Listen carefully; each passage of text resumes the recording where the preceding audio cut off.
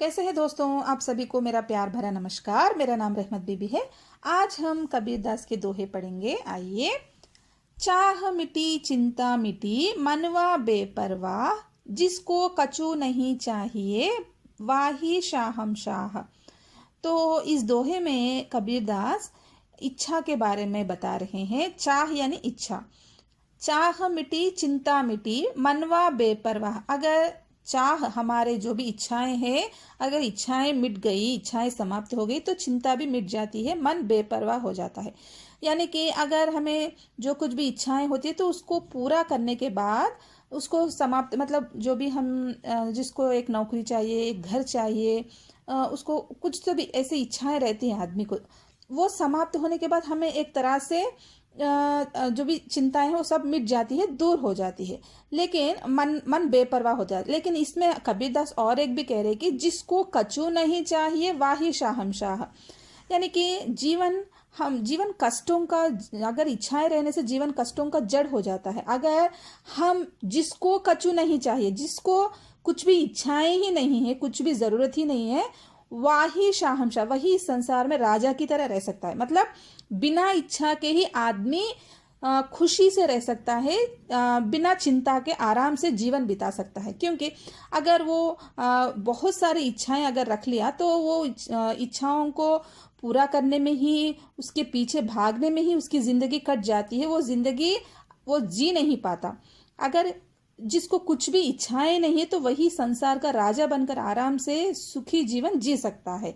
तो इसमें कबीरदास हमें इच्छाओं को नहीं रखना कह रहे हैं। लेकिन नहीं रखना तो हम कर नहीं सकते, लेकिन इच्छाएं बहुत ज्यादा नहीं रहना चाहिए, तभी हम आराम से रह सकते हैं। इसको मैं तेलुगु में भी बताऊंगी। देखिए, चाह मिटी చింతా మిటి మన్వా బేపర్వాహ। ఇందులో కబీర్దాస్ ఏం చెప్తున్నారంటే, చాహ్ అంటే కోరికలు ఎప్పుడైతే తీరుతాయో చింతా మిటి అంటే అప్పుడే మనకి దుఃఖాలన్నీ దూరం అయిపోతాయి। మన్వా బేపర్వా, మనం ప్రశాంతంగా ఉండగలుగుతాము। అయితే మనిషి జీవితం ఏంటంటే కోరికలు ఉంటే మన జీవితం కూడా ఆ కోరికలు వెంబడి, ఆ కోరికలు తీర్చుకునే క్రమంలో మనం జీవితాన్ని జీవించం, అలానే ఉండిపోతూ ఉంటాం। అందుకని మనం ఎక్కువ కోరికలు పెట్టుకోకూడదు। జిస్కో కచూ నహీ చాహియే వహీ షాహం షాహ్। కబీర్దాస్ ఇందులో ఏమంటున్నారంటే, ఎవరికైతే ఏది అవసరం లేదో, కచూ నహీ చాహియే, ఎవరికైతే ఏది అవసరం లేదో వాహీ షాహం షాహ్, అతనే ఈ సంసారంలో, ఈ ప్రపంచంలో రాజులాగా సంతోషంగా బతకగలడు। అంటే మనకి కబీర్దాస్ కోరికలు ఉంచుకోకూడదు, కోరికలు ఎక్కువ ఉంచుకోకూడదు అని అంటున్నారు। అంటే కోరికలు పెట్టుకోకూడదు। కోరికలు ఉండకుండా అయితే మనిషి ఉండలేడు, కానీ మనము మన తాహతుకు మించి ఎక్కువ కోరికలు పెట్టుకుంటే మన జీవితాన్ని జీవించలేము, ఆస్వాదించలేము। మనకి తగ్గట్టుగా చిన్న చిన్నవి ఏదో పెట్టుకుని జీవితాన్ని ఆస్వాదిస్తూ సంతోషంగా ఉండాలి। అప్పుడే మనము ఒక ప్రపంచంలో ఒక రాజులాగా సంతోషంగా బతకగలము।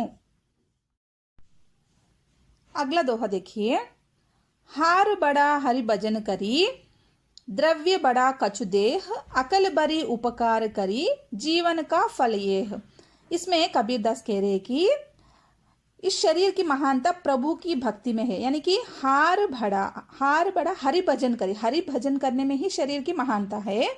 द्रव्य यानी पैसे, द्रव्य बड़ा कछु देह, तो धन का बड़पन किसमें है? बड़ा यानी बड़पन, धन का बड़ा कछु देह, दूसरों को देने में है, दान करने में है, यानी कि दूसरों की मदद करने में है। अकल बरी उपकार करी, जीवन का फल ये है, ज्ञानी की उपयोगिता दूसरों को उपकार करने में, यानी कि दूसरों को ज्ञान प्रदान करने में। जीवन का फल ये है, तो जीवन की सार्थकता इसी में है। तो यहाँ पर कह रहे कि हमारे शरीर की महानता, हार बड़ा शरीर की महानता प्रभु की भक्ति में, यानी कि हरि के भजन करने में ही है। और पैसे की, धन का बड़प्पन किसमें है? दूसरों को देने में, यानी कि दूसरों की मदद करने में। ज्ञानी की उपकार तो दूसरों को उपकार करने में, यानी कि दूसरों को ज्ञान प्रदान करने में। इस तरह देने से ही इस जीवन में सार्थकता मिलती है।